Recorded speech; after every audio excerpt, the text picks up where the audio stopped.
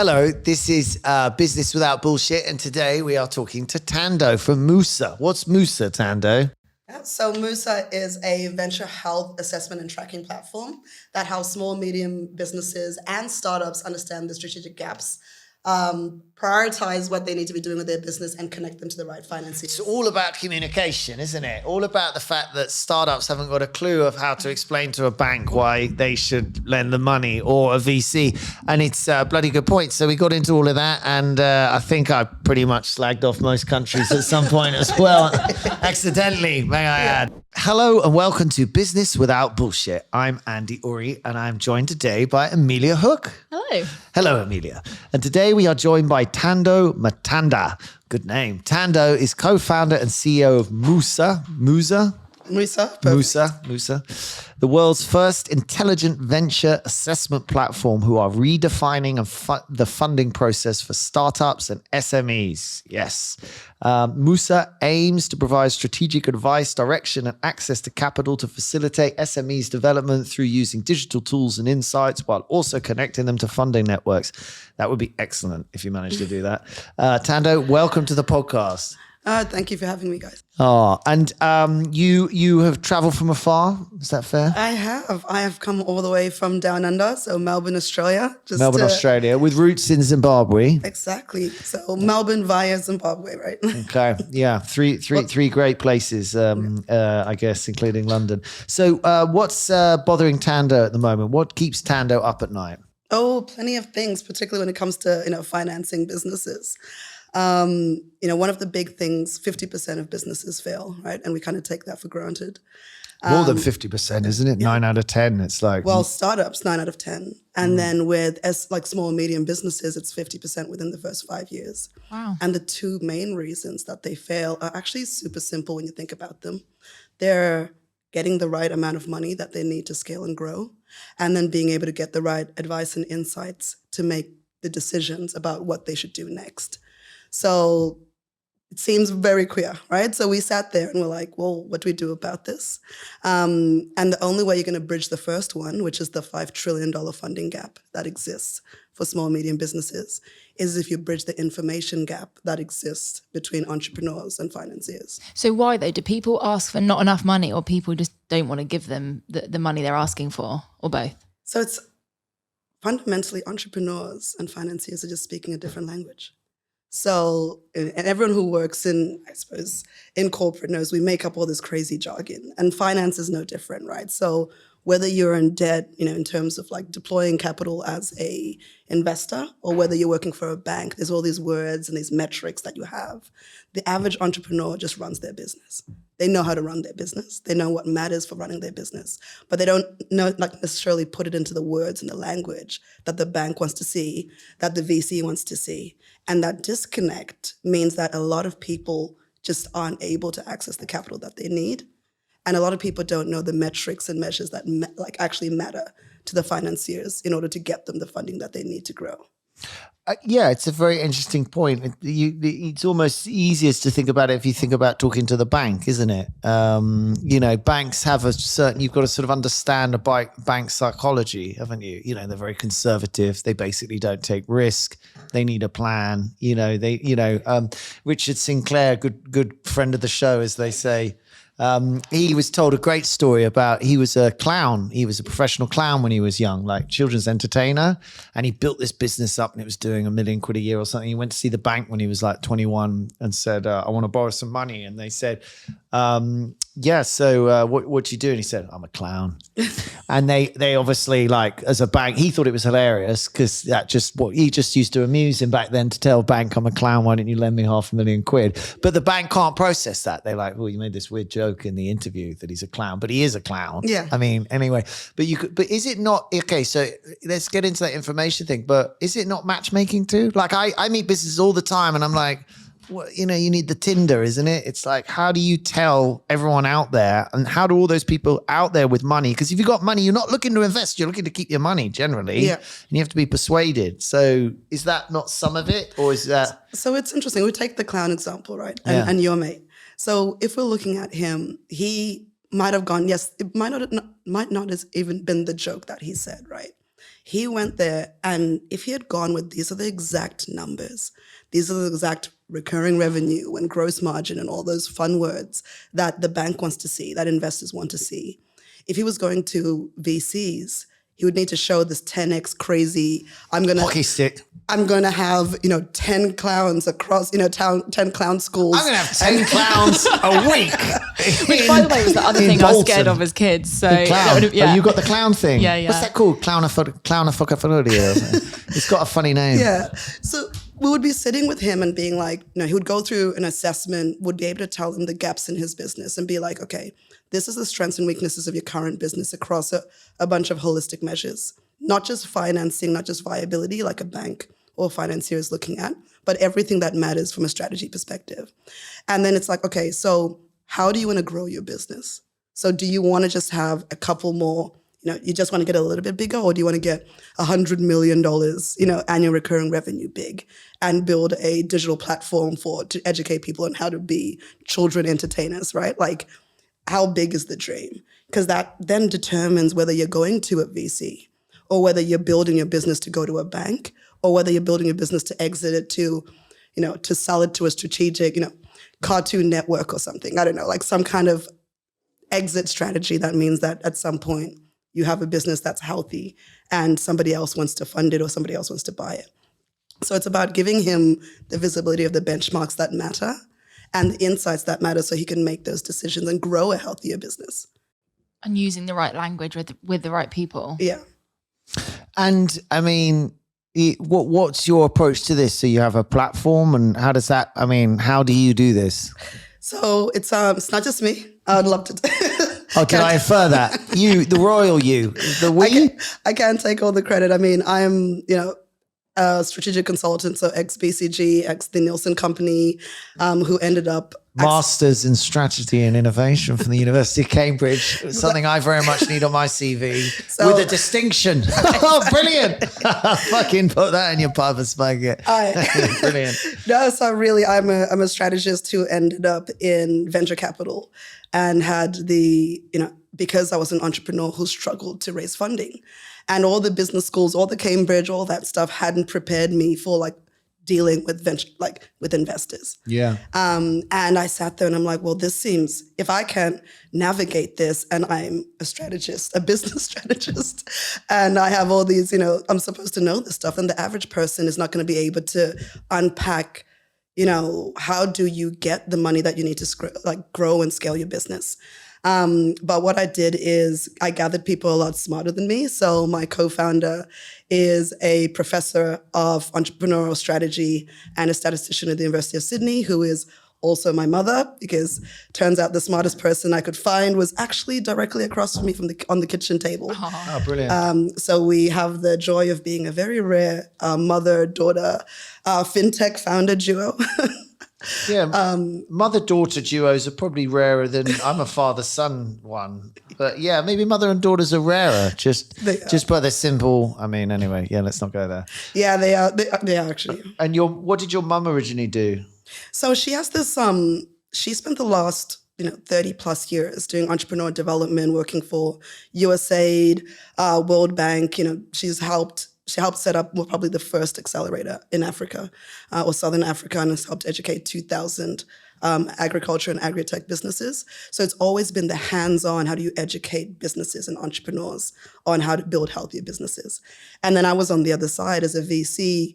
I became the first Afro-Australian woman to run a multi-million-dollar venture investment vehicle, which was quite surprising to me, because I'm like, why? Congratulations. I don't like being the first at things, because I'm like, there should have been so many of us.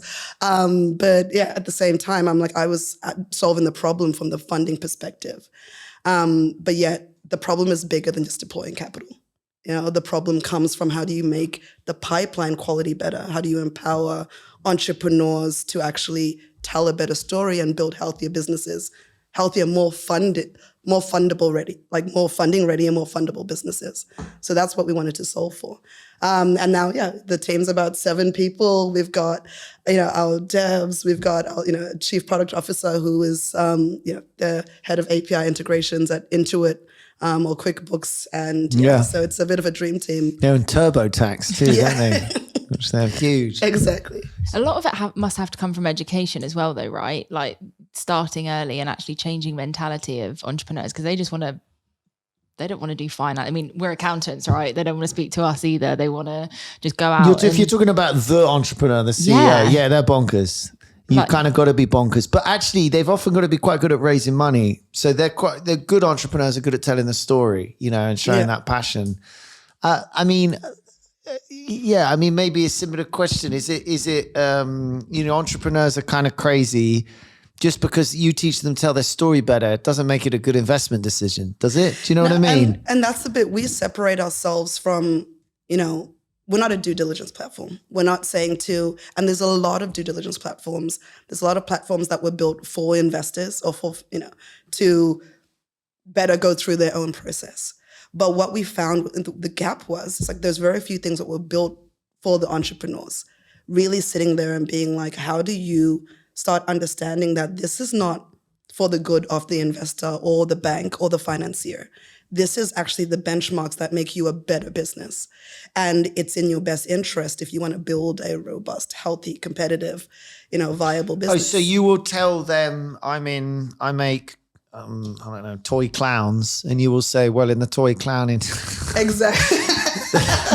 We're doubling down on this clown analogy. Let's just go for it.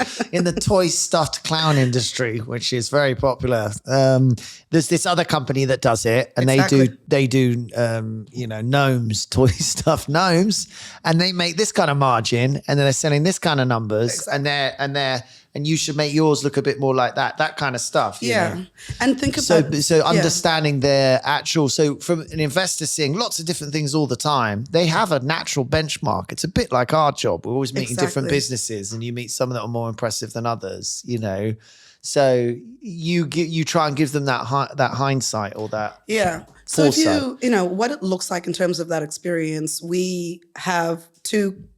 Our core tool is a proprietary assessment tool where we, the entrepreneur sits there and with their team, and really you think of it as almost like a strategic workshop, and they go through this assessment of 60 questions, and then we go and we run statistical analysis and advanced analytics on it, and come back with what we call a venture health score. I had a look on your website actually. I went down quite a bit. I like that it's in English, right? So they're questions that are probing enough to understand, and actually you work through, rather than being like, I'm just filling out another bank application or whatever. It's actually in a way that talks to people. I think that's super relevant. Yeah, that's exactly right. So the litmus test that we've used while building everything, including the dashboards where the insights are then presented, is if you were a seamstress in Phuket, you should be able to go through this process, because yes, if you're a seamstress. Oh, that's a great example. That's a much better example. Yeah. Now, we'll go back to if you were running your I like that. I like that because the gap in knowledge is so great then. Yeah. Whereas everything is just about, all the fabrics are made in India now. You know what I mean? It's like so many of the clothes. I mean, there's a few other countries, but to give them that ability to understand their position. And in that example, seamstress in India, would they be raising money from a bank in India? They would, but at the same time, if they're not tracking the right things, right? So if they're sitting there being like a lot of businesses, even businesses on High Street around the corner, who are like, let's not have things on Shopify, let's not have things tracked because we don't want to pay our taxes, or whatever variety of different reasons. If you hit hard times and you're not tracking your metrics, and you are not working towards benchmarks of like the best businesses in your industry, then you're not going to be able to get the funding to even survive a downturn. So right now, you're seeing a lot of not just small, medium businesses, but also startups who are failing because they were not tracking the right things, and therefore weren't able to get the help that they needed and the financing they needed when they needed it. Alternatively, if you are, whether it's a clown school or a seamstress, this is the difference between being able to go to a financier and being like, I want to build 5 more of my business because I can show you the amount of customer retention I have. I can show you the amount of people who come back. I can show you why I'm better than my competitors. And I know I can replicate this model over and over again. But to be able to do that, you need visibility of the gaps and weaknesses in your business. And you need to prioritize which of the 1,000 fires you're going to put out first. I mean, in essence, what normally happens when you raise money, or what used to happen, is you get meetings with different VCs and people. And out of that, you'd work out what you're talking about. a bit. Yeah. You'd have a meeting and no one likes to tell you no, so they never really give you a reason, but they might say in the meeting, what's your metric on this? Yeah. Oh, I would have expected it to be a bit more like this. And you go, oh, right, okay, that's what's going on in the industry. So that's a fantastic tool. Yeah. You know, to give someone, because you're running, you don't know what you're doing, you're just running this business. But so for someone to come in from that external point and give you a shape, you know. Yeah. I mean, it is about that real-time feedback. As in, across the board as an industry, there's a 250 million underfinanced businesses globally. So the volume on one side is far more than the resources that anyone has to be able to service them. And so we can provide them with the feedback that they need. Even the value service providers, aren't able to, even with your own clients, right? Like as an incredible accounting firm, like you're not able to service every single client to the depth that they might need. You can't hold everyone's hand. So what we've created, like from the enterprise side, is the same tool. Is they're able to give this to their portfolio, they're able to give this to their clients as a way of refining their own clients' understanding of the products and services within their business. So we work with financiers, we work with value service providers like other strategic advisory firms. So they do the deep dive. So we'll then be like, okay, your gap is in viability, and your gap is really around your investment case. But you should go to some financial advisors who have experience in this, and they can then create a plan specifically for your business. But it doesn't feel like you've been sold in by that particular advisor. It feels like, I see all the gaps. I know that this is the one that's going to impede me from growing and getting the financing that I need. And then we also work with ecosystem partners, so accelerators, small business associations, and that type of thing. And actually identifying the gap must be pretty hard as well. And sometimes you identify the gap maybe too late. Like, it's all these people are so, yeah, it's great, it's going to work. And actually, I think sometimes, like you say, you've got a lot of fires to put out. You wear a lot of hats, you do a lot of things. Yeah. So actually having like a view or a tool that helps you facilitate that, I think is pretty neat. That's great. How'd you charge? We've actually tried to be as simple as possible with the charge. So it's $500 per dashboard. And that's per dashboard. Yeah. And how many dashboards are there? So the entrepreneur is able to pay that fee. Alternatively, we have like a volume-based subscription if it's the SaaS side. And you looked at taking a cut on them raising? That's too complicated. That we'll get to that point. But just speaking right now, for instance, in the US, it's completely different. Like that has to be like an introductory fee. Otherwise, you have to be have a broker dealer license and all this fun stuff. And then, compared to what the rules are in the UK and Oz and stuff like that. So it is a volume game, right? In the end, we are a data analytics platform. So think of it like a Bloomberg terminal, but for entrepreneurs, right? So giving entrepreneurs, empowering them with the insights and data and the benchmarks they need to make data-driven decisions.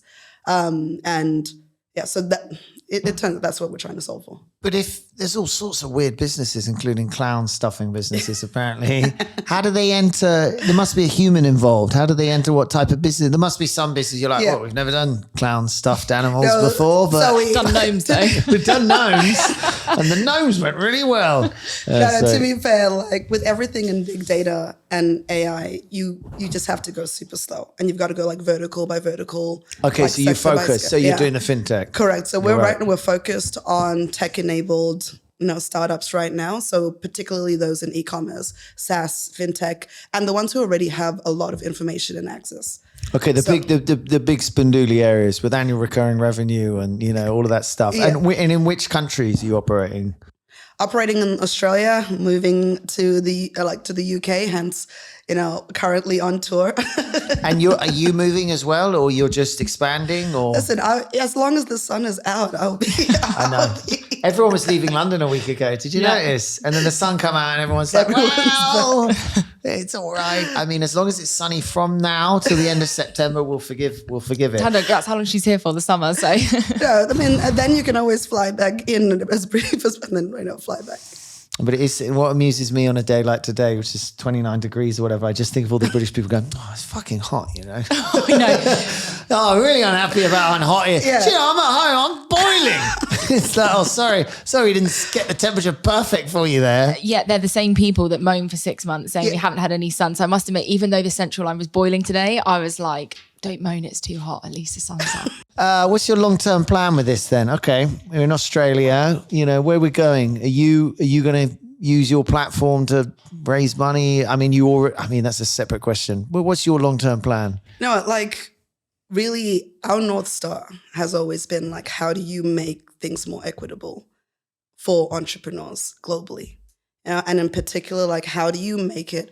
And I don't know if you guys know any of the stats around the inequity in accessing of, capital for female entrepreneurs, minority entrepreneurs. Yeah. And really being where 95% of the capital, like equity or VC capital and private market capital goes to male founders, as an example. So just being able to create something where in the future, by having, entrepreneurs being able to build their own story, that we can change the needle. Because there is an element, they argue that women present things in this sort of negative way. I mean, personally, in my experience, people invest in what they understand, and the money happens to be in the hands of still mostly white men, and in this country, mostly white posh men like me, actually. Yeah.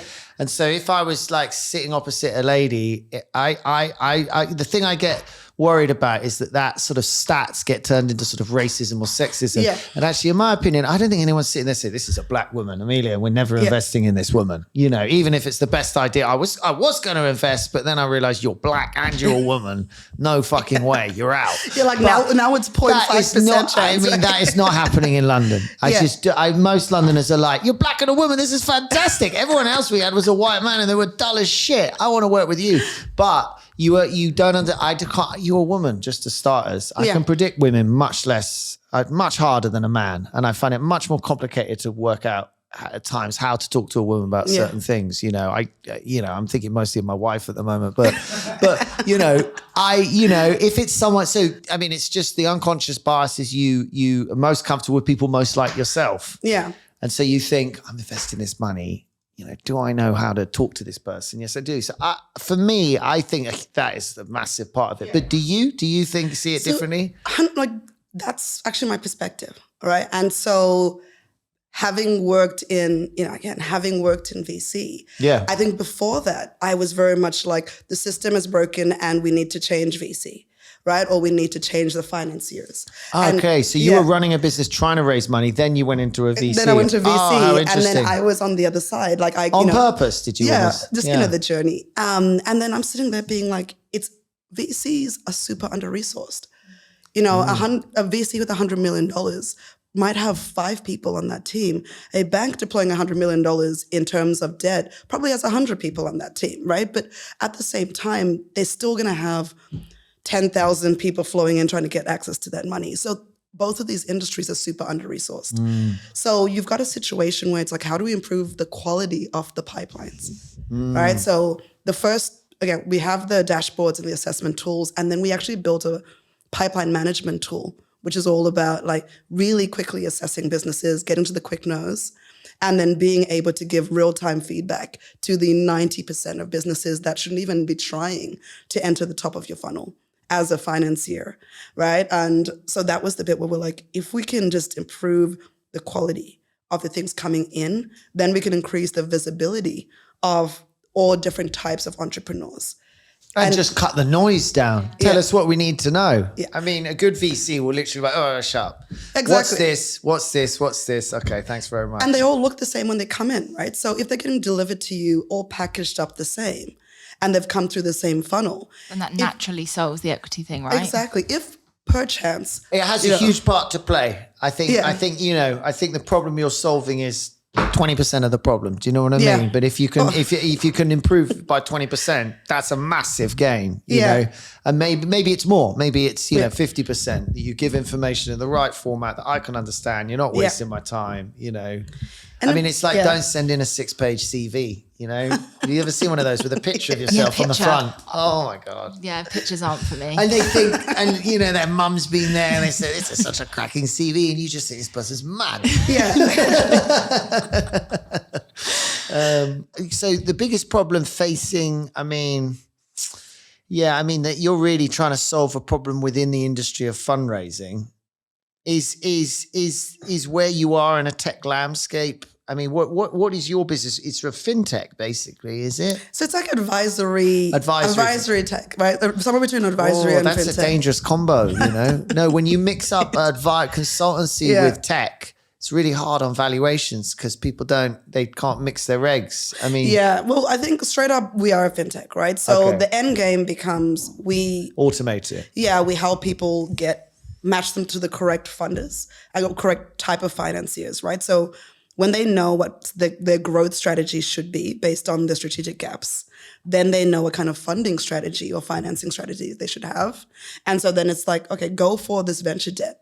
Because that's going to be... There's the Tinder matchmaking. Yeah, because that's going to... And not because we just, have some relationship. Oh, that's how you keep developing it. And okay.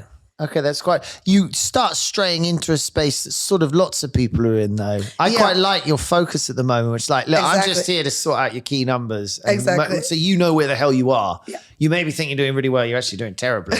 And, that's a bit of a problem. So, but when you stray into that bigger area, there's so many 100%. Founder thingy jigs that have try and help people and give information. And so, I think the matching, again, just connecting entrepreneurs or founders to, VCs. Because the VCs will value the quality data flow.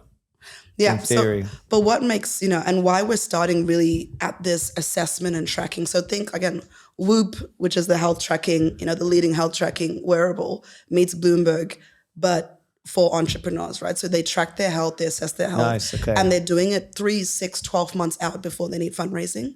And then from that point, as a financier, you're watching that pipeline. You're like, hold on, I know there's going to be a Black female fintech entrepreneur that hits my metrics.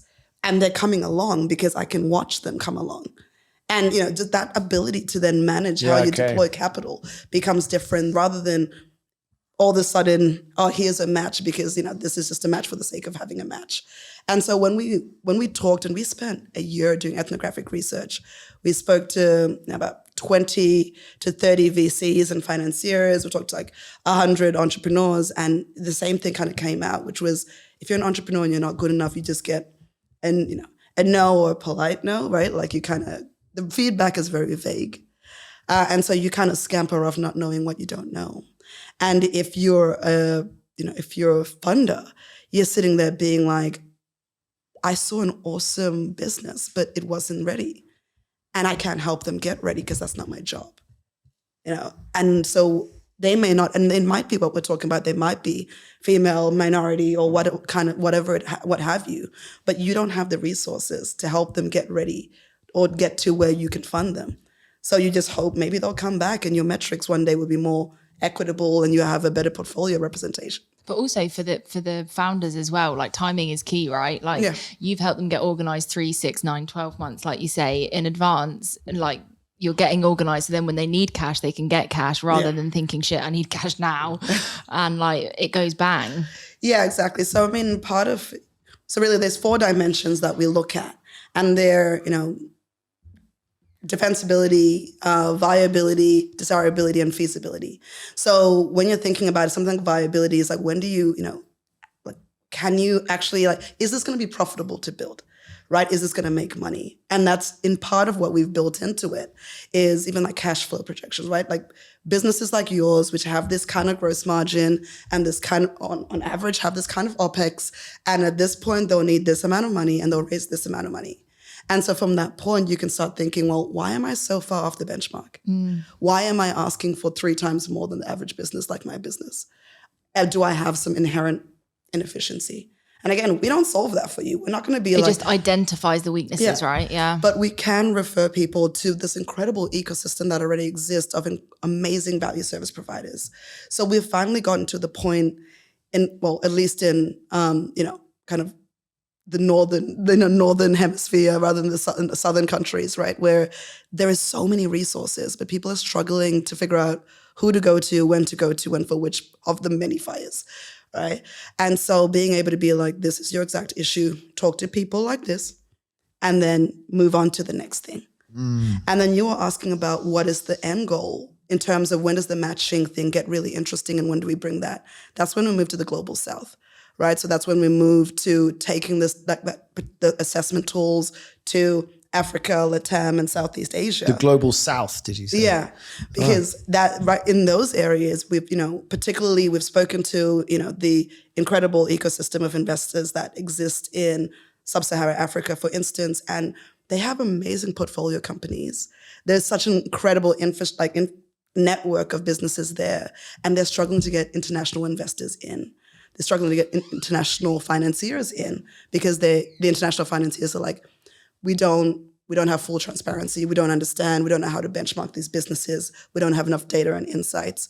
So long term, that's what it looks like. How do we unlock the whole world in terms of like entrepreneurs from everywhere so that they have access to the resources that they need? What is very good. It sounds excellent plan. Have you set up in the UK yet? No, I haven't. So it's actually, I'm 2 weeks in. Just 2 weeks in here? Just 2 weeks Have you in. moved here? Yeah, well, I'm in the process of moving. Like the visa authorities, yes. all of that. I was not moving. But that's what we're here for. We'll sort that out. But, Correct. okay, so within the fintech industry, what do you think is bullshit and why? Oh, so many interesting things. That are bullshit. So many bullshit things. I actually think it's the way that people are focused on. Okay, I'm going to say something contentious, right? Yeah, good. We love contentious. I'm putting it down. Let's go. I need to get this client off my mind. It's done my head I was in. like, let's not play nice. But yeah, we're taking the gloves off. If you're listening, client, you really upset me. I've had really quite interesting conversations. And so before I came to London for London Tech Week. I was part of the Consular General's trade delegation from Australia to the UK. Mm-hmm. And prior to that, I was at New York Tech Week, and I spent a couple of weeks in New York. Oh, look at you. Just having a lovely time. I'm just, meeting everyone, figuring out which city is the right city, in terms of fintech hubs. So what's happened in the last pretty much year and a half is there was a glut of investments in 2021 after COVID. And because a lot of those are not going to, will go with the yield fruit, right? So everyone is super, particularly VC, everyone is super tight on funds now. But what they've done is change the measures of what they expect to be in a pre-seed business. They expect it, but they put everything up and they want you making cash. Of course. And so, I've actually sat down with funders and some who are our clients actually, and they were like, part of our criteria is, for instance, female founders, they're like, part of our criteria is $1 million of annual recurring revenue. And I'm like, I can count how many female founders at early stage have $1 million of annual recurring revenue. That's the classic. And then if you get to 10 million annual recurring revenue, that's it. You'll be a 10 billion business in 5 years or something. So, but that's not a pre-seed business, right? So when you're asking people and wow, yeah, no, that's not pre-seed. That's not even seed. That's Series A, isn't it? A B, exactly. A+1, and depending on geography. So one thing, 100% bullshit, is sitting there with investors, with an ecosystem who is saying we want things to be, fairer, more equitable for entrepreneurs. Yet being entirely unrealistic. Yeah, but we want them to hit revenue generating traction as a pre-seed company. And to be taller than 7 foot. and come in at this really low valuation because it de-risks us because we made bad decisions. Well, it's like private equity. I mean, you're thinking like private equity, aren't you? I mean, it's venture capital. I mean, if people don't know, it's a bit like the music industry. You make 10 songs and hope one's a hit. And then the one only needs, if you spend £100 on each one, you only need the hit to go bananas and be worth 100 times, which is what happens. And then you made loads of money. I remember a VC saying to me, valuation is not very important. And I was like, isn't it really important, the valuation is? Well, not really. I mean, exactly. If you do the maths on a graph and it's like, well, if we invest at 20 million or at 10 million, one of them's going to make 500 million. Yeah. So it'll just swamp all the other costs. And they put all those ratchets in. Sorry, I interrupted though. But yeah. No, so one of the things I'm like, if you run the math, to get to that level of traction for a lot of people, you would need to be able to afford to bootstrap your business for hundreds of thousands of dollars, right? Or you would need to have in 5 years. or have some really impressive friends and family, right? So again, when we're thinking about when you change metrics, when you have stuff that is this complicated in terms of accessing capital, in terms of building scalable businesses, it really favors people who have the kinds of friends and family and, network who can give you $250,000 or, have been able to raise that themselves and, self-sustain to a point of revenue generating. Now, here's the catch-22, which they don't tell you. And people only know this when they work in the industry. If you become profitable, then they want to set your valuation based on your amount of profit. And they want it to be a multiple of your EBITDA, your earnings before interest, tax, and blah, blah, blah, blah. But if you don't become profitable, then it's almost like this moonshot, like you are whatever that somebody imagines that you could be worth. So you almost have to kind of play this game. And so when we're sitting there with our, the businesses that we work with, and this is a really complicated time to be trying to raise any kind of finance. And this may not be the time to raise equity. This is not particularly the market to be going out and talking to, venture capital or what have you, because they want low valuations, they want high metrics. And, they're going to be really wanting a lot from you going forward. How are you seeing that landscape changing? Is it getting tighter and tighter? It's definitely getting tighter. So, the projections everything will turn around at some point. But I think the mindset of entrepreneurs needs to change, right? We need to start kind of collectively, even as service providers, being maybe seek other ways of growing your business. Do we need a whole bunch more unicorns? Or do we need to take the private equity approach and be we're building healthy, sustainable businesses that are going to I think what's interesting is I would focus on the bank angle too. Yeah. Tell people how to tell a good story to a bank, Exactly. and maybe at the start they might have to think about personal guarantees, but a lot of people have home. A lot of people don't, but I don't know. I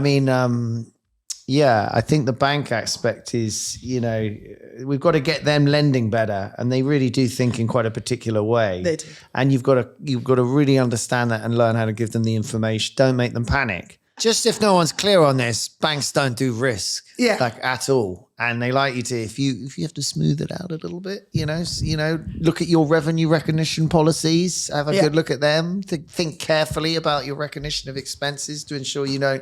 And then they've got a graph, and the banks expect you just to follow the graph. They're not anyway. But I think if you could tell that story better, maybe we can start borrowing from the banks again. 100%. Because they really need, they're the ones who are supposed to be there to help the community business, my dad would say that was the first thing a client would come in the door in Slough in 1960. And then you would go, lovely man, had a nice chat, got this business, walk him down the road literally walk him into the bank. Roger, how's it going? Barry's away. and then just sit and say, lovely man, lives round the corner, because everyone lived locally. Yeah. It was, got this business idea, going to open a stuffed toy factory for clowns.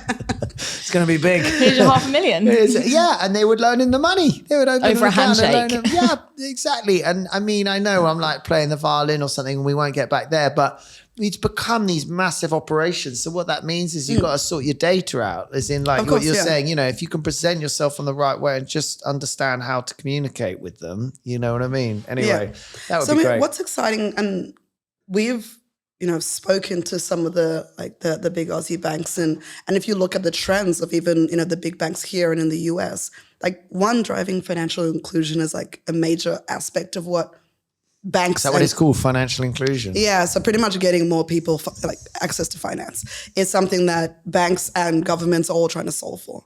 And on the are they? Well, governments definitely are let's solve for this. If you're looking at it, right, the impact on GDP that comes from small businesses is 40% in most countries. And if these businesses have billions and billions of dollars of underfinancing, and that's hindering their growth, it's what's the impact on our economic growth per country? I think there's less of a sense of a public service now, because it costs bank to serve the public, and they don't like doing it anymore. A foreign company, HSBC loves to put its adverts up, but an HSBC won't open a bank account for a subsidiary of a company here unless your turnover is 3 million. Yeah. So like, how's that work?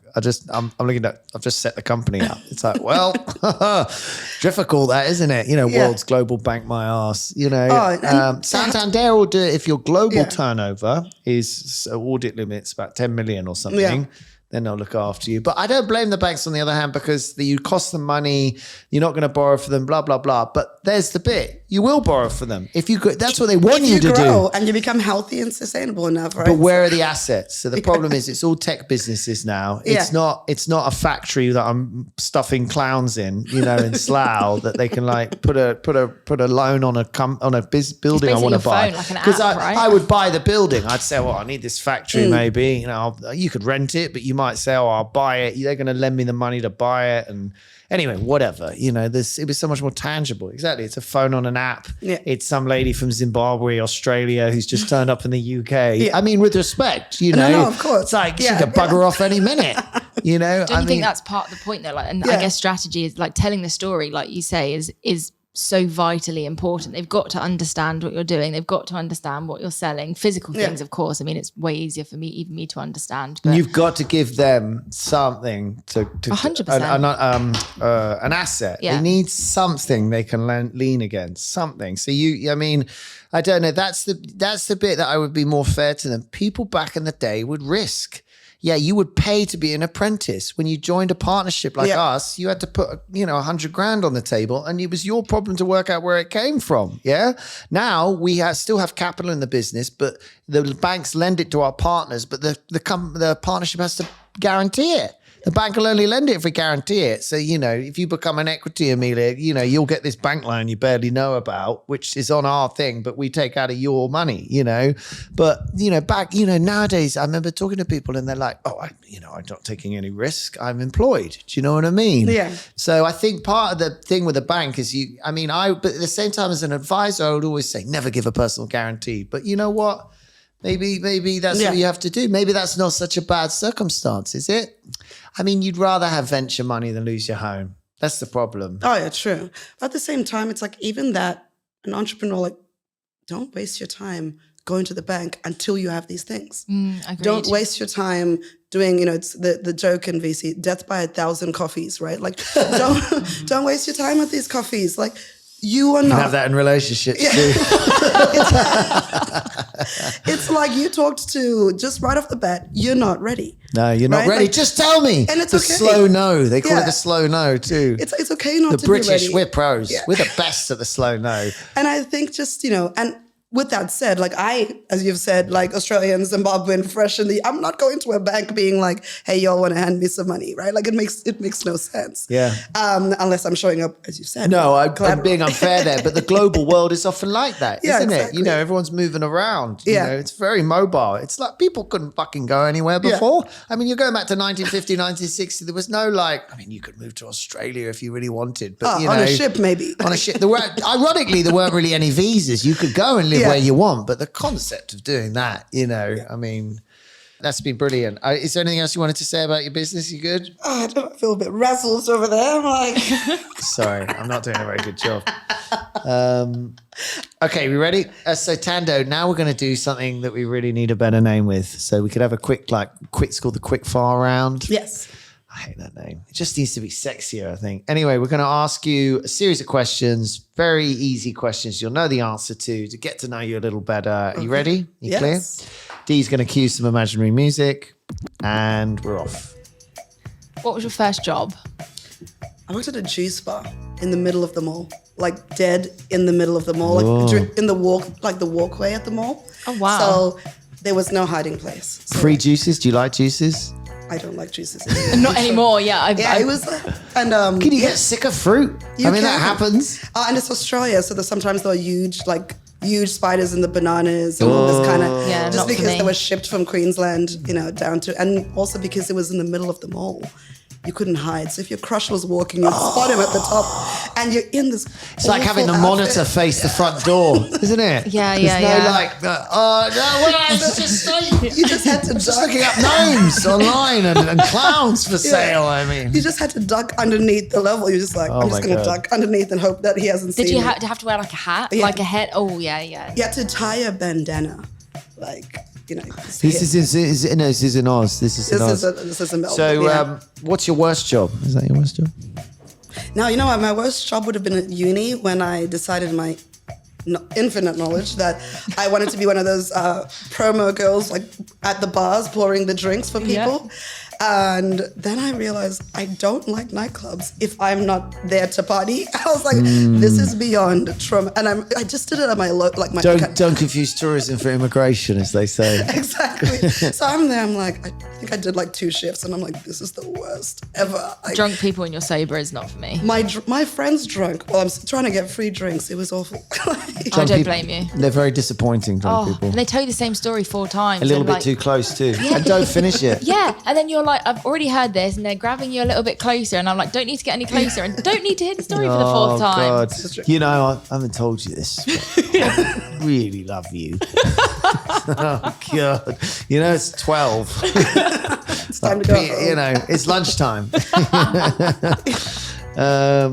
Favorite subject at school? School, you know what? Probably dance. Really?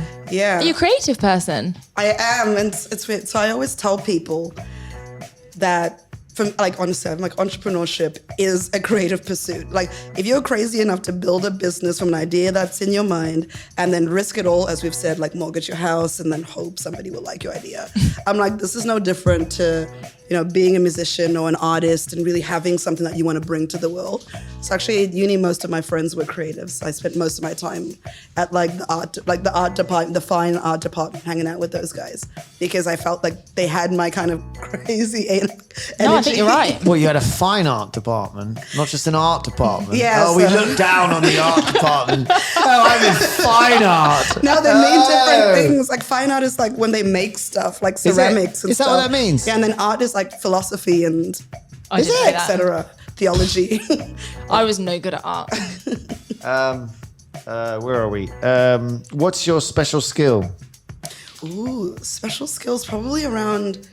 I have this weird ability to be able to determine the level of symmetry in someone's face from just looking at them.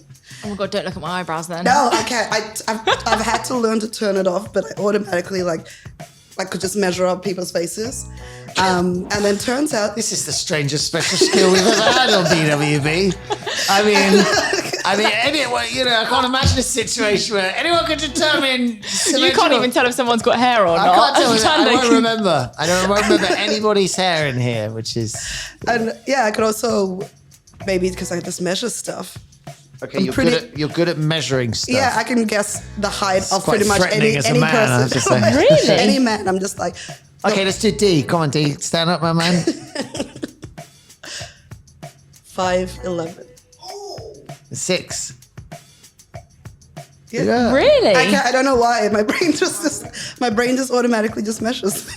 I mean, that is impressive. So you basically should be a carpenter. Listen, I was going to go for plastic surgeon, but yes, also a carpenter. That is actually a really good skill though, because all my friends that are on dating sites are like, he says he's like 6'1", and then they meet him in real life and they're like, he is not 6 foot. So that's a good skill. What did your parents want you to be? You know what? So you did mention the, MPhil from Cambridge. So my mom wanted me to I be... thought you were going to say a carpenter. I was like, what is you about to say? Yeah. MPhil from Cambridge, master. Let's give it its full title. Master in strategy and innovation from the University of Cambridge with distinction. Next time someone's having a crack, you tell them that. No, I mean, I wish I had, led with... a carpenter, as you said. I was joking. Yeah, but no, honestly, my mom wanted me to be an academic.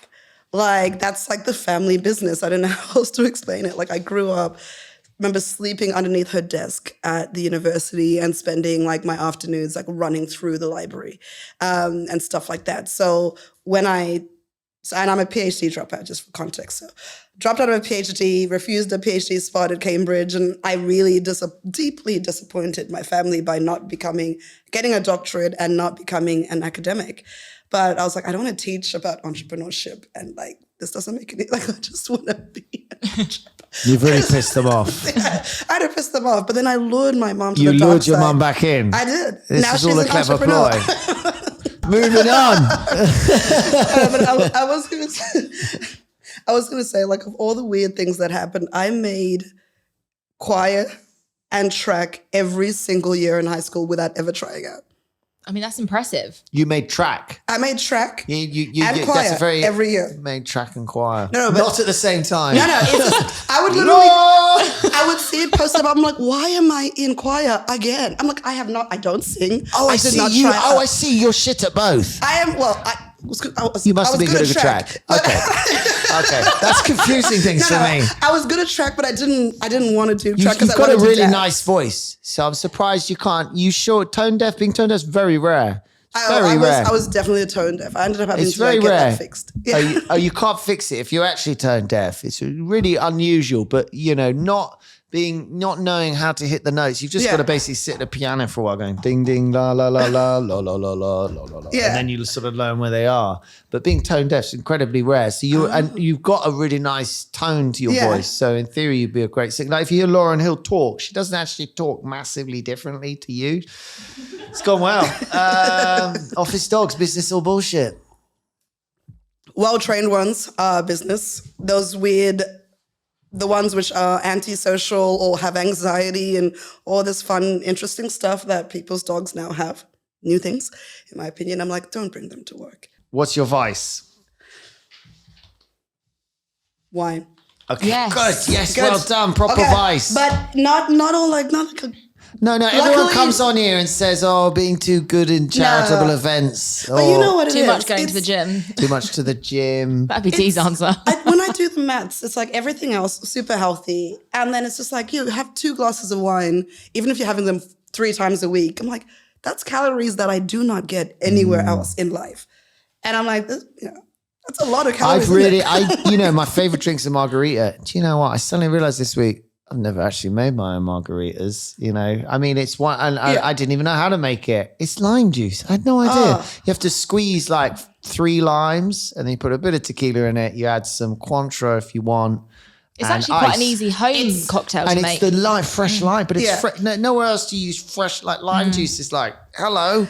It's amazing. It's super easy. 3, 2, 1 is all you need to remember with a good margarita. What's that? So it's 3 shots of lime, 2 shots of 2 shots of the tequila and 1 shot of the Cointreau. Okay, 3, 2, 1. well, it's probably a shot of lime juice in each lime. 3 limes, 2 tequila, 1. I mean, I'm guessing. Which way is you think it's the You have to opposite way get a around? lime squeezer and everything. It's a nightmare squeezing limes. No. Do you have top tips for entrepreneurs or founders or anyone or no? No, I definitely.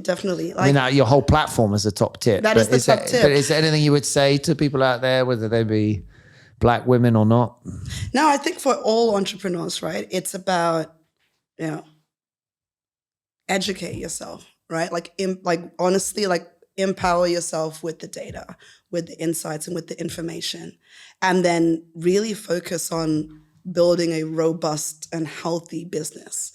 And that's done through strategy. That's done through plans. Like I think as entrepreneurs, a lot of people we're very action orientated, which is great, right? You're like, I want to just do the things. I just want to like be at the next thing, but it's like, why? So the amount of times I would sit and I've sat with founders and they were like, or entrepreneurs, and they're like, I need to raise money or I need to enter that market. And you're like, why? And when you dig deeper into that why and you start getting people to justify and understand the, not just like what that decision means, the ramifications of that decision, the opportunities it unlocks, like it just becomes such a different experience. So honestly, empower yourself. We're at this incredible age where the data is there, the insights are there, the resources are there.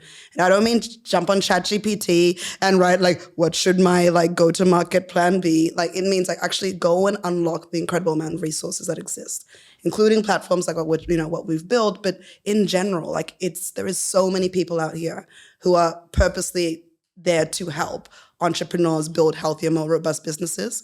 There is no need to be like going it alone as if you are trying to reinvent the wheel. What would you recommend them to do? Join an incubator, accelerator, use your platform, of course, but what else? It depends on the stage and the type of business, right? But definitely like at a bare minimum, like get solidarity, like find people who are suffering through the same thing. And I mean suffering through the same thing, right? Like you are not the first person. Find competitors almost, is it?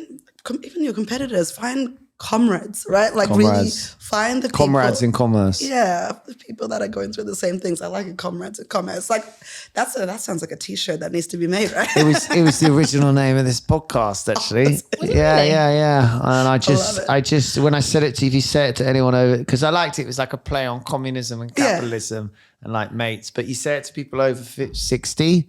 And they just think communism. They're like, why? They're like, why are you doing a communism podcast? You know, it's like, well, it's, anyway. Very good point. I liked it. Okay, so get a paddle. Get your paddle out.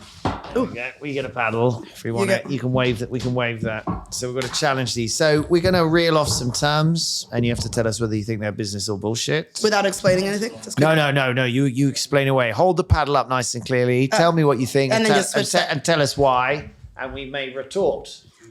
Oh, you can. Okay. Okay, ready? Give it a go. Instagram. Business. Is it? Yeah, people are making crazy money on there. So would you use Instagram to promote your business? I will at some point. Will you? But we're starting with LinkedIn. So. Though, do you feel influenced off Instagram? Do you buy stuff off Instagram? 100%. I'm always somehow suck it in. Like, I buy all sorts of crap gadgets and shit. Yeah, it knows how to fuck. Yeah, my dad was telling me the other day, he was like, I've bought these things. And I was like, A, why are you on Instagram? And B, why have you bought that? And he's like, I don't know, just thought it looked good. Like, I must admit, I think I'm the actual opposite. If I see like the commission paid or ad, I'm like, boring, you're getting paid for this, and I scroll past it. They just sucker me in with their gadgets, and I bought some socks this week. I mean, you always need socks. My wife is like, "Why did you buy these?" You know, it's like I just bought you. She just bought me loads of socks. I got Instagram, babe. I don't know what happened. She was like, they got clowns and nose on. She was going to kick in, but I know that doorbell's going to go pretty soon, and it'll be her. You know, she's always like, "You buy too much on Amazon," and at the exact moment, ding dong. Yeah, Brenna, Amazon. Okay, yeah. Same vibe, but TikTok. Ooh, business, but just a younger demographic. Like, I don't know how people are monetizing off TikTok, to be honest, but and I certainly wouldn't use it for my business. Probably funded by the Chinese government. It's the conspiracy, isn't it? They don't really care whether it makes money. No, I don't know. Who knows? I mean, it's very similar, isn't it? Really? Yeah, I mean, it's the same stuff, just different ages, right? At this but point. Again, would I put my business on TikTok? It depends what you're selling. If you're selling pants and socks, yeah, have a crack. If you're selling accountancy, I'll probably give it a miss.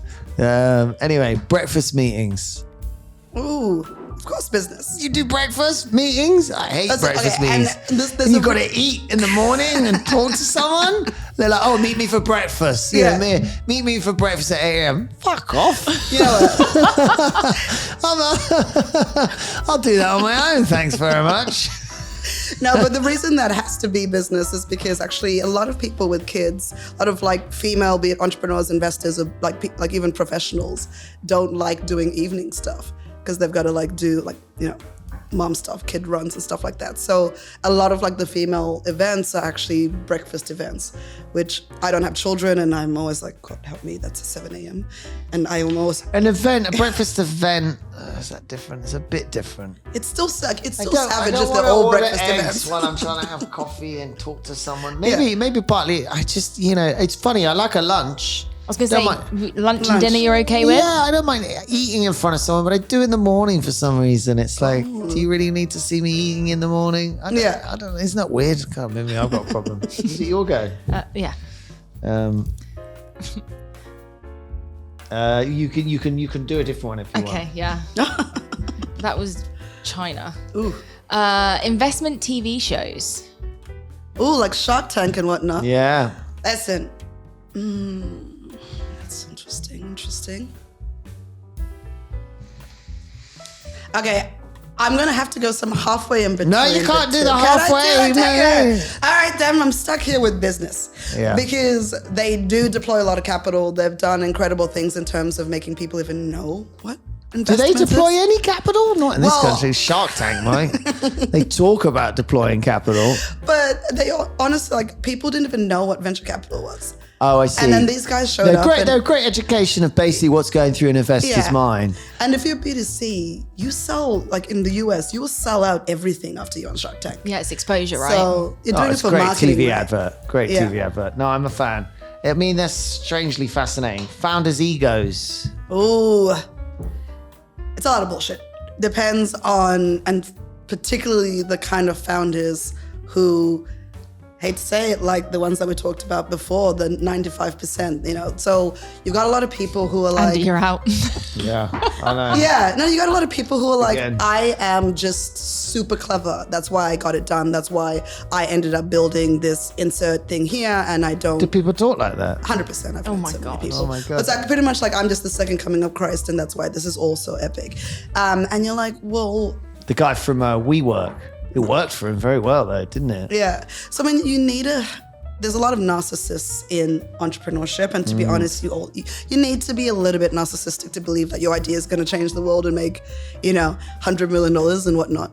But there's too much. There's the point when you're like, you can't even acknowledge that, a lot of circumstances, a lot of brilliant things, a lot of privilege, a lot of things aligned for you to get what you have and to achieve what you have. And not to mention that, like, this is built on the back of your advisors and your team and your customers. I think a lot of people are detached from that reality. Yeah, good answer. Yes, you'll go. 5-year forecasts. Oh, that's complete bullshit. Yes. Like, no, honestly, like in the 2-year max. Early stage businesses, the finances are more art than science. When you're building these financial models, Oh, it's nonsense. It's more art than science. You're like, Why do they ask that? That's a classic VC thing, though. They say, we'll have a 2-year forecast. Yeah. And then when they want another month, they say, maybe get a 3-year forecast. And then when they're really going to dick you about, and they're just having a laugh in the office. say They're no. saying, well, we're not going to invest this. Should we get to do the 5-year one? Yeah, because you've got a competitor, and that'll slow them down. Yeah, get them to do the 5. Ask them for a 10-year. No, I can't do a 10-year. That's ridiculous. no, the only thing that matters in your forecast is the core assumptions, right? Like the core assumptions For about that run 6 your months. business. That's all you know. Yeah. And you're like, well, these are some, and then you test them as you run your business, right? This is all like, the things are like, okay, what is actually going to need to matter? What do we Which need is, to believe? again, what you like to help people work out. Exactly. Their KPIs. Exactly. It's like, what really matters? Like, what do we need to believe for this to work? And it's like, if, who knows, 5 years from now, assuming that nobody enters the market and you've got some kind of like magic oracle ball, like maybe your prediction is correct. But they're almost always wrong. I think they're just winding people up. It's always some wanker VC who wants extra time. It's obviously just an hilarious joke. They obviously have like a separate VC event gathering and they're like, 5-year forecast. Yeah. I mean, it's crazy. You almost always build another financial model. You ask for the financial model from the entrepreneur, and majority of analysts, associates, and partners you talk to will rebuild a financial model before deploying capital. So you're like, well, why did we have to do that whole song and dance? It's such a nonsense. Yeah. Is it your go? Oh, mentors.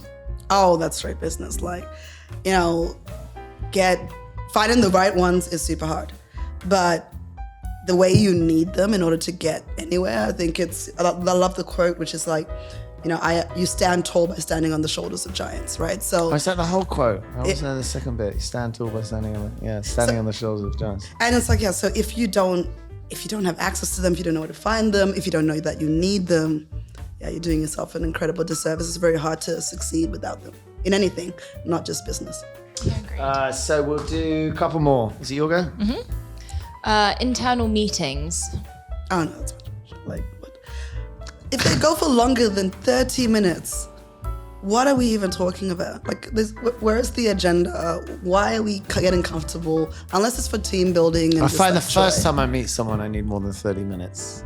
But is that an internal meeting? I would consider that It's external. Oh, yeah, good point. Internal should be 30 minutes. That's a good idea. Yeah, I'm like, what? our partners meetings are about 6 days. But that's the trouble with partners meetings. There's like 20 of us. Like, Yeah. Well, We're getting better at agendas, though. only one person needs to be in the toilet at any time. You have to repeat everything. Okay, maybe we end on this bombshell. Family business. Careful. You're in our house. Gotta love some business. Hey. You know what? You're in family. You're in a family business. I'm in a family business. Hey. You know what? They say money and blood don't mix, and that's. But And I'm not going to finish the rest of that sentence.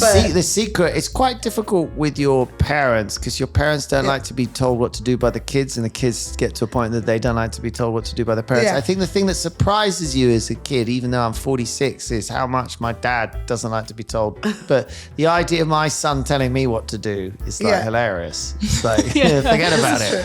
You know, sometimes he is telling me what to do, and Parental's like, we're not listening to a 5-year-old. Oh, yeah, good point. Yeah, that was a crazy idea. It sounds really fun. It's like, you almost drove back across London for an ice cream, you know, whatever. It's like, but have you found it's gotten easier?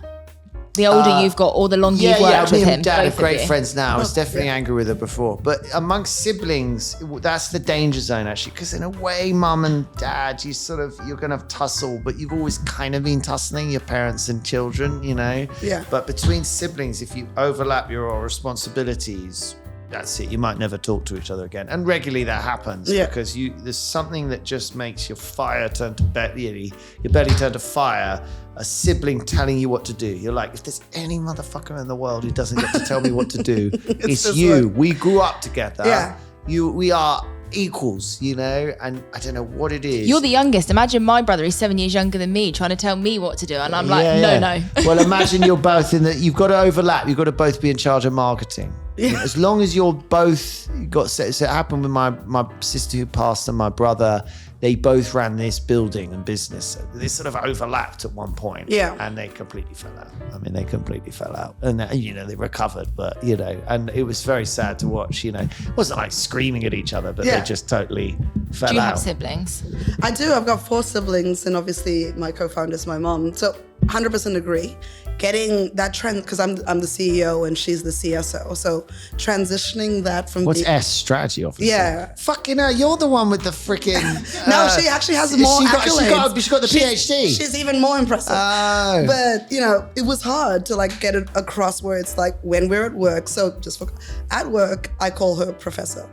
You know, and obviously I obviously love Money Heist, right? So I call her prof at work, and at home, obviously I call her mom because I would. What's she call you, doc? No, she just calls me Tando, right? Like, I think you need to tell her. So you call me senior professor. I was like, you can call me boss at work. Boss, yeah. You call me CEO.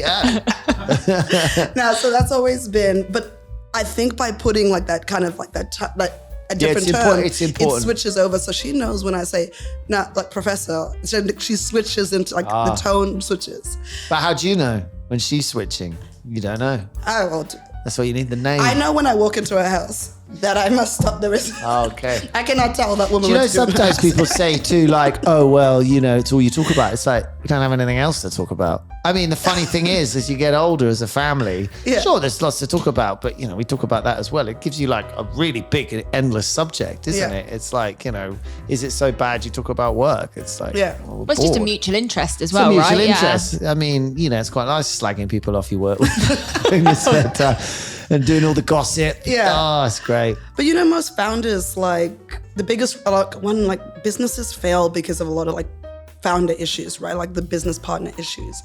And if you already know someone's bullshit when you're going in, I think it's a lot easier to like mitigate against them. And maybe right off the bat, you need like relationship, you know, a counselor that helps you like beef through if you are siblings or if you are whatever, and you just build it into your processes. Or like you said, like you really separate out what people do. Just separate it, and actually applies to it applies all over the place. You need a set responsibility, and then you have the advantage of trust, speed of communication. Exactly. I mean, it's great, in a family that love each other. If sister says to me, listen, I don't like them.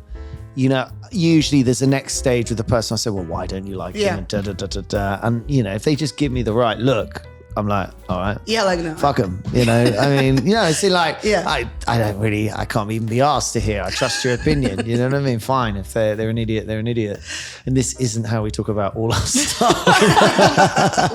Or any of our staff. No. Anyway, you've been absolutely brilliant. I've got to give you a score. I'll go 16,212. That's an excellent score. It's a very, very good Out score. of what? We haven't decided. But someone got 1 million once, and they've really fucked everything up. Let's put it that way. but we think that may be a mistake. So It's an outlier.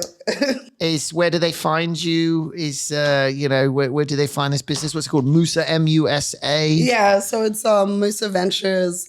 Really, we've got .com.au, musaventures.com, .com. musaventures.com. Right now it is all about connecting to the ecosystem.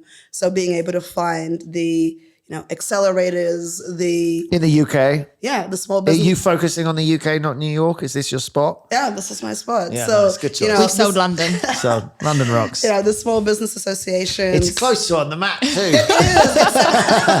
Strictly it's the same distance. No, it is a bit closer, isn't it? New York's the other side of the world. It's even actually more. closer. It's closer. The flight There we is go. closer. I mean, everything's far from Australia. But. So we're looking for the financiers, so debt and equity. We're looking for the strategic partners who would be the accelerators, the small business associations, who want this kind of tool to help empower the entrepreneurs that they work with or improve the quality of their own pipeline.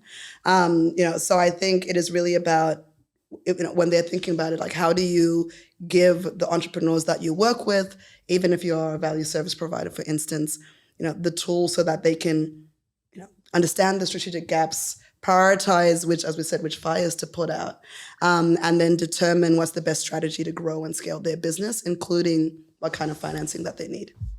Brilliant. Thank you, Tando Matanda. So if you've got a clown business you're trying to get off the ground, this might not be the right platform for you. But not yet. Soon. The aim is every clown business. The aim is it's coming. It's been absolutely fantastic. Thank you so much for This is Business having Without me. Bullshit. Thank you to Tando. Thank you to my esteemed colleague Amelia. Thank you to myself. Thank you to Dee. Thank you to Romeo. We'll be back for our quiz, Business or Bullshit, on Thursday. And until then, it's ciao.